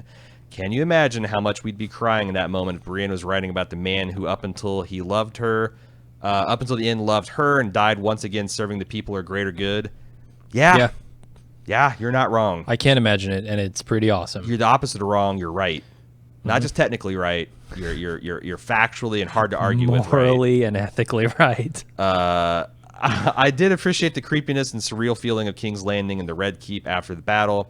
As Tyrion wandered through, I wondered if he would even try to rebuild, or if after all that devastation and death, it would become an abandoned ghost town. Game of Thrones is set in a medieval-like time, and people back then were generally very superstitious. I mean, yeah, King's Landing wasn't even a thing until Aegon. So, like, it felt like an artificial nexus of economy, and it was a port town, so it's got that going for it, but it literally was built as, like, a dedicated capital. I could see a lot of people like, you know what?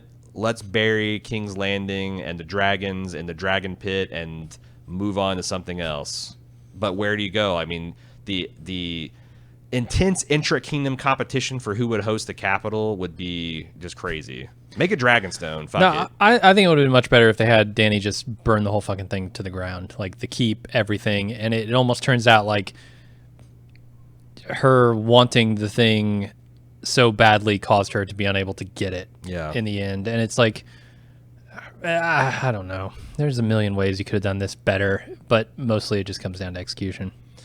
Jessica continues, assuming Sansa will continue the old school route of the North and issue heirs through procreation, who do you think she'll choose as a husband? Honestly, I got a Queen Elizabeth the first vibe there at the end, so maybe she'll rule by herself and choose an heir. It does feel like she has no need for men. Yeah, I there's no hint of that in her story toward the end. Right. I mean, the closest we ever get is like the mention of Sansa and Tyrion still being her kinda sort of a thing, her but that's not sly going to kind of happen. you were the best of them, but also implying that I'm not. Yeah. This isn't a race I'm looking for a winner in. And I'm not saying that it's like it'd be perfectly valid to have her find happiness with another dude. And I was rooting for her and Tyrion for a very long time. Or someone of her choosing. It's just I think that the show, for better or worse, and mostly worse, they're telling the story of this, that she's like, I was a dumb girl who believed in good, virtuous knights, and I met the worst of human scum and villainy, and I just want to protect me and mine from that ever happening to any of us again. But I think they've rounded the corners on her story in maybe the most successful way of any other character. Like, hard to believe Lady Lemon Cakes is one of the better, most fully realized characters on the show at the end of things. Yeah. John G. Was the Citadel totally cool with Sam being made Grand Maester? Old Town was essentially untouched by the war. Every single Maester of the Citadel is still alive. Most that are serving in a noble house are also still alive. The Maesters go back thousands of years. They predate the Andal invasion. They survived, kept their traditions intact. They survived Aegon Targaryen and the establishment of the Targaryen dynasty, positioning their traditions within the new system. They are rumored to have poisoned the Targaryen dragons and crushed the Order of Pyromancers as they despise magic, yet completely untouched by this war. They, with a spy and advisor in every house, houses that are now ruled by ump-jump peasants and cutthroats, they were cool with Sam being the Grand Maester, the top job, the Pope of the Maesters? Sam, the guy who only a couple months ago into his training and who had a family and children against the rules and who stole books from the Citadel and who's the sole heir to the noble house, they were like, what, him? Yeah, let's make him Grand Maester. Everyone is cool with that because why? Because we know and like him? Okay, Double D's, guys who are racing to the finish line like their life depended on it. Guys who turned down 3 extra episodes this season and 4 extra episodes last. Sure, whatever. Hashtag fan bankruptcy. Well, definitely not headcanon here. There's a lot on screen if you look at it telling us how this happened. A lot of compromises were made. Sam had this book that they really wanted back. And his only demands, well, he had 2 demands. He wanted his own book written, and B, he wanted to be Grand Maester, and C, it couldn't contain any mention of Tyrion, right? Because he really wanted to shine him on. So yeah, they compromised and they got their book back. Sam got his book and his position, and everybody's happy. Indeed. Philip Z. Contrary to the motto of the Washington Post, democracy doesn't die in darkness. Sometimes it dies in fits of laughter. We may have not seen a parliamentary democracy in Westeros yet, but we've at least ended hereditary rule, which creates a check on whoever serves as the king. If you think about it in historical terms, we didn't get a constitution, but something more like a Magna Carta, which was an important step that led to a democratic system we see today. After 300 years of Targaryen dynasty and a country devastated by war, this was actually an amazing achievement. Yeah, I feel like as someone who spent a lot of time thinking about that, I wish they had told that story a little bit more, because the whole reason, my understanding of how the Magna Carta went through is that you had a weakened monarchy that was trying to shore up its weaknesses by taxing the fuck out of the powerful lords, and the lords finally got tired of it and said no more. And here's a story where you could tell why the monarchy had been weakened so much, and how the war, how expensive taxes would get because they're trying to pay for the war and feed everybody, and all these really cool things they could have played with, real political fallout of losing the peasant class, and who's going to tend the fields, and who's going to be your craftsmen and tradesmen, and what does it look like to have all these people that are unskilled in diplomacy and statecraft running houses. It's just jokes, just a couple small chamber jokes, and that's it. Has anybody tried to address the idea of how long a 3-eyed raven absent the Night King might live? Yeah, and that was definitely a piece of feedback. I think I kicked it to the spoiler edition, but that's a great question, because the old 3-eyed raven had an unnaturally long lifespan. Yeah. And also, I don't know, absent the Night King, if he would have died at all. Or what if the Iron Throne is now the Weirwood Throne? They plan a Weirwood where they want Bran to sit. You plug him in there, and then he just grows into the tree. The tree grows into him, and you've got an immortal kind of God King. Someone wrote in. I don't know. I feel like eventually he would be whittled into another throne. They'd go, we just got this fucking tree sitting here. Right. Let's whittle a throne out of it, and Bran would be chiseled away. Yeah. I think that there's someone wrote in. I'm not sure if I used his email or not, but it was an interesting thought that essentially Bran has become the AI overlords of a lot of science fiction fantasy stories, and those sometimes are sure, like Minority Report kind of thing, right? A lot of times dystopian, and that was another cool thing that if they want to do bittersweet, that we think it's good, but like but I don't know. They just didn't have enough time. They didn't want to spend any more time than they absolutely had to. Yeah. Sarah A. Spirits are low in my office this Monday morning. Everyone is so bummed about the finale of Game of Thrones. The finale left us without positive or fulfilling human connections. We get no payoff from any kind of relationship among any of the characters. I guess some old friends or acquaintances are on the small council together, but they feel strained and suspicious around each other. Specifically, we got no Jaime and Brienne, no Sansa and Tyrion, no Arya and Gendry, no Dany and Jon, no Brienne or Tormund even. It seems as though the finale scattered everyone to the wind, not allowing them to take the comfort in one another. The Stark kids are all spread out, and Jon and Arya are probably gone forever. Armies have dispersed, friends are taking off. You all have just suffered the greatest agonies of your lives. Don't you just want to hang out? It is weird. I mean, I guess they had plot motivations for Jon. He had to fuck off. Yeah, yeah. But yeah, there was not... That last scene with the Stark kids was a little bit more stilted than I was expecting. Yeah, and this is why I'm torn, and not quite sure how I feel about this episode and this ending still, because I think there are moments that would qualify, in my mind, as characters getting the things they've always wanted. Yeah. And those sweet moments. But also, the way we got there is so convoluted, and it wasn't quite told in a coherent way, and it just leaves me with a sort of empty feeling at the end, where I should be overjoyed for some of these characters getting what they want. Yeah, I mean, it goes back to like the big moments weren't earned, and a lot of these big moments, things I don't think anybody were campaigning against or campaigning for. It's just we needed to be won over. We needed to have there's a certain amount of runway it takes for an airplane to take off. There's a certain amount of narrative runway you need for a character arc to take off, and they just didn't have it. They just didn't have it. Ryan S., you guys have often referred to the infamous list of bullet points that Gurm handed over to the Double Ds. I'm curious to hear your guesses as to which of the plot points we've seen post-books that were included on those lists and which plot points were devised by the show creators. That's going to... Dany for sure. But for sure. Yeah. And honestly, we're me and Anthony, my co-writer on Gods of Thrones, is going to do a special segment where we just look at that on the spoiler edition. Probably have Jim's point of view on there as well. So hang tight. Tune into the spoiler edition if you want to do deep dives into that. Matthew B. We may never know exactly what was in Gurm's bullets, but from what I can tell, I think the main problem this season was that Double Ds were no longer certain exactly what kind of story they were wanting to tell along the way. In the beginning, it seemed like the main storyline was a bunch of powerful people with various claims playing the Game of Thrones to see who would end up on top. All the while, an existential threat in the form of the White Walkers loomed that would make the game seem inconsequential. Then, this season, the narrative became that the White Walkers were actually just a distraction. The central point of the show was indeed the Game of Thrones. Then, in the very end of the last minute, after 9 years of machinations, scheming, war, and establishing claims to the throne, the winner of the Game of Thrones was decided in a cordial 5-minute meeting run by a prisoner who should have had no authority to run the meeting in the first place, and was awarded to the mysterious person who probably did the least to deserve it.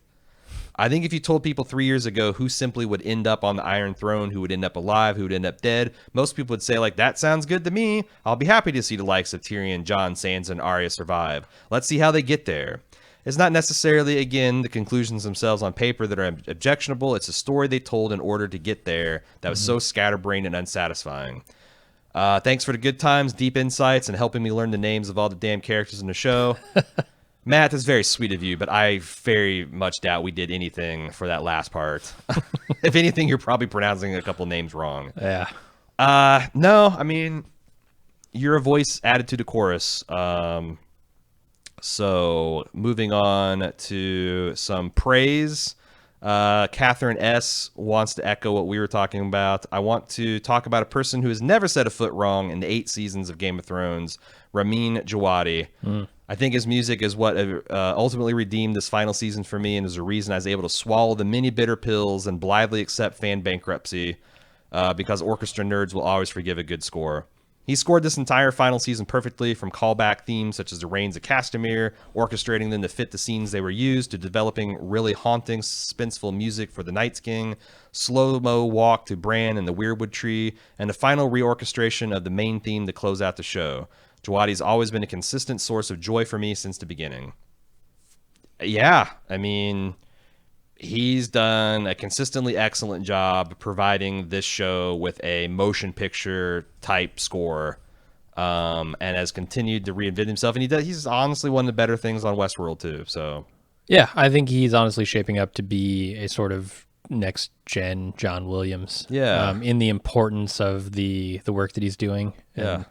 And just the level of skill that he brings to it. love to see how he continues to develop and evolve his game. Yeah. Alexander has the final thought for this particular mailbag. I think the description of the ending as bittersweet has been hanging over our heads for several seasons now. But what I didn't expect was to see nearly all remaining characters individually earning their bittersweet ending in their own right. I wouldn't see that any of the key surviving players has a wholly happy ending.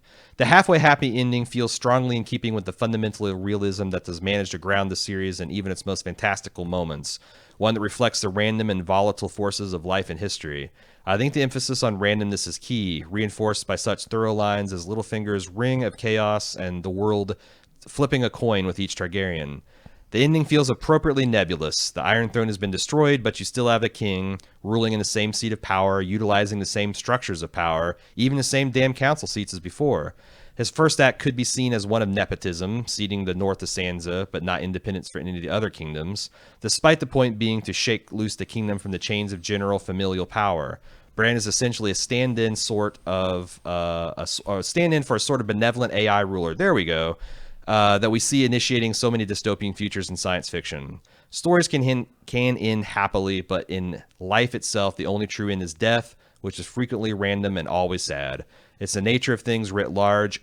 Happy endings are an artifice of fiction. In life, endings are an illusion, a temporary image of what is until it slips away, until the unknowable what will be. I think this is a fair defense of the finale of the show. It's just, there's always a line between realism and fulfillment and satisfaction, and it's just like, if you play the right minor chords, you can make people feel unhappy or uneasy or afraid. And if you play the right major chords, you can make them feel upbeat and happy. But like, if you're just pushing minor chords all the time, you get a mess, a confusing mess. And I feel like in so many ways, they were just playing major and minor chords for these characters and wanting that to be set the tone, but it never quite came together for me. Yeah, I think there's a tenuous relationship between subversion and satisfaction. Yeah. And that is a dangerous game to play. It's as dangerous as the Game of Thrones. You either win or you die. And I don't think that this show played it successfully enough to win. Mm-hmm. You know, because like the other thing is like real life. You could defend an episode of Game of Thrones. You defend an episode of television that consists of a guy getting up, brushing his teeth, going to work, having an unremarkable day, coming home, eating a TV dinner, and ultra realistic for me. And realistic. And then fuck around on the internet for a couple hours and go to sleep. Mm-hmm. Now, you could even make that be very good or say something about the human condition, but that's not necessarily, just because the defense is that's a realistic story doesn't mean it's a good one. Yeah, because you're right. These things are, happy endings are artificial. You know, any kind of plot contrivance is just that. But good stories make you feel all of the emotional weight, and you don't feel any of the writer's maneuverings to get you there. It's like a magician successfully doing a sleight of hand versus somebody who's so amateur that you can see them, you know, keeping the thumb on the top deck of the card or whatever. It's or like the pig runs out from the podium when they're done with the trick. Right. It's like it either works or it doesn't. And it's you know, there's also like, I feel like there's some instances like it's like in stage magic that the people in front get a good show and the people in the wings can kind of see things they're not supposed to. And maybe for my viewpoint of an obsessive Game of Thrones fan, I was the ones in the wings and I saw them pulling some shit, and people in the front rows that maybe weren't as invested, but that didn't, or maybe they were more willing to be pleased. Or I'm trying not to, I don't want to make this into like, oh, if you enjoyed it, you're an idiot, because I don't think that's true. No. I'm just jealous. I wish I enjoyed it as much as you guys. But I didn't. And it'll be interesting to see how I feel about this and next week or a year from now. Like, I'm sure that this is going to be things that are going to come up in our future coverage of the the prequels, like, I mean, this is the biggest show of all time. The way it ends is historical, and this is going to be a touchstone. You know, like when the next big series is wrapping up, is this going to be a Game of Thrones? Is this going to be a Breaking Bad? Is this going to be a Walking Dead? Like, this is how we're going to talk about the show. Yeah, I almost feel like this is the new Lost. Yeah. The people will speak about this show in the same tones that they did, or the same terms Right. that they did Lost. And I don't want to say, you know, oh, Lost was terrible or Lost was great. I actually haven't even seen the final few episodes of that series. But Lost I know how wasn't- people talk about it. Yeah, it's not 100% on Rotten Tomatoes. Right. So- and I think Game of Thrones is kind of hitting that exact tone. Where you're going to have people say, oh, the riot. And I saw there's a really cool Twitter thread where someone's been very critical about the show, posted their top 25 moments.